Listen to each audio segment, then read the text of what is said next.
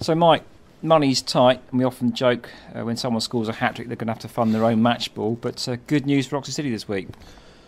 As a football manager, obviously you just concentrate on the football side of it, but I've been aware for a long time that there are certain things that we had to get done, which was seats and turnstiles and lights and bigger dugout too. Yeah, dugouts, yeah. So, and you just assume that everything's being done and it's all going to be finished in time for the cut-off point. But when you actually realise that, we've been to the council and they've given us a grant, and I'd imagine Colin Taylor's had to work extremely hard to get that money together.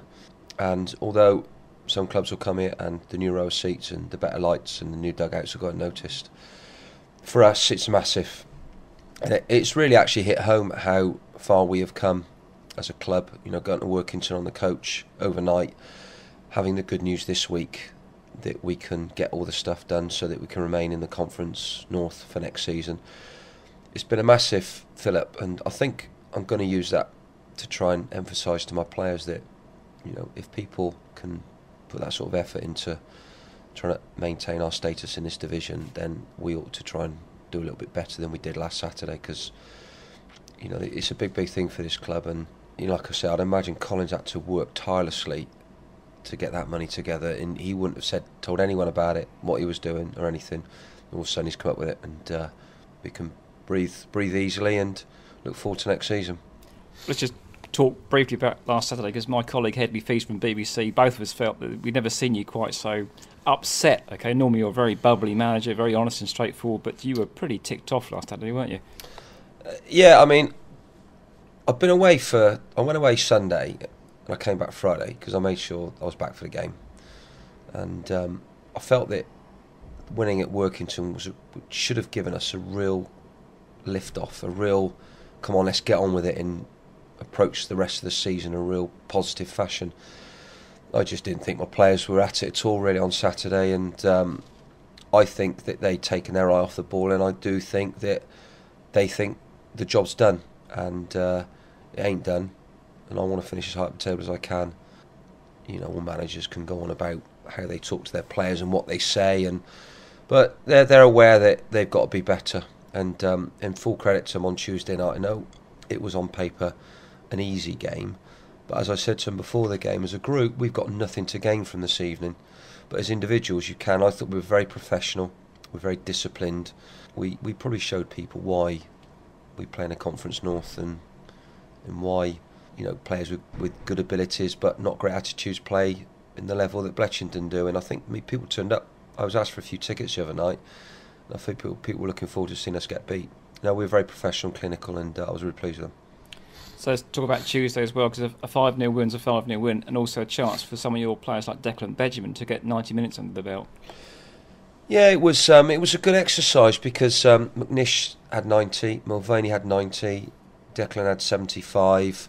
It was nice for Matt Ingram to play a game and keep a clean sheet. I thought it was important for him. I could have quite easily have told him not to play, but I felt it was important. And Nick Stanley had another game at left back position. It's unfamiliar to him. Holgate got a goal. It was just a good exercise. Cookie got a goal again, so it was just a good exercise in what we wanted it for. And strikers are confidence players, aren't they? Normally, if they get goals, it boosts their confidence.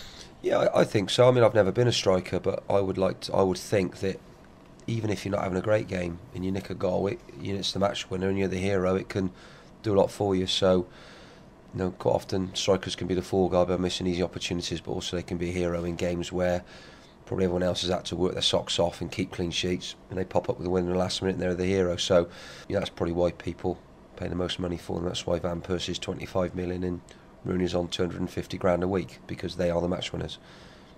What about Liam Porfyman? Gave him a debut on Tuesday night. Liam's one of my college boys. He's a good kid. Did he bring his trousers this time round, did he? Yeah, he did. Yeah, he was well dressed. And what's his nickname? He had a few, actually. Yeah, I mean, in the final last year, he actually played, and a number of the college boys played, because it was right in the middle of us trying to gain a promotion, and I felt the right thing to do for us, for our club, was to play them.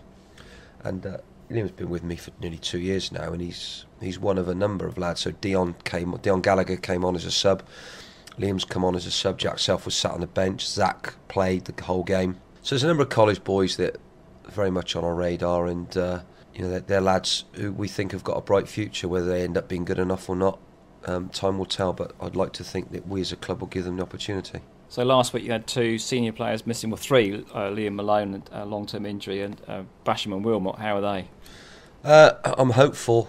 Chris is probably 60-40, whereas last week he was nowhere near it. Bash will not be ready for a while, and Liam's probably end of season. So it's funny actually, because when you were interviewing me, I was looking over your shoulder, and I had Wilmot, Basham, Pond, and Malone all stood outside the dressing room, and any team would not be as good if they weren't in it. And I felt that only one really, wouldn't they? Yeah, but all 4 together, we really missed them on Saturday. And the ones that I talk about stepping up to the mark and being better didn't really do it for me. So, but due to our circumstance where I'm not able to go out, and probably don't really want to go out and get a lot of new faces in to make changes because I've got injuries. Lads are here, and if I'll give them the chance, and if they're not quite good enough, then they'll move on and I'll get others in. So that's the situation we're in. Okay, so Histon away Saturday, your thoughts? They were a good side. They were. I spoke to Halifax manager on Saturday, and he was very impressed with them. And Halifax are them and Chester are the big boys. They lost in a week. They've had a really good run, but they've also come unnoticed. I think they've come with a run where no one expected them to get the results they did. But now people are very much aware of them, and I think with that comes added pressure. We'll be set up slightly differently on Saturday to combat what they do. We'll see if it works, but we know a bit more about them now than we did 2 weeks ago, and I think that will stand us in better stead than it'll stand them.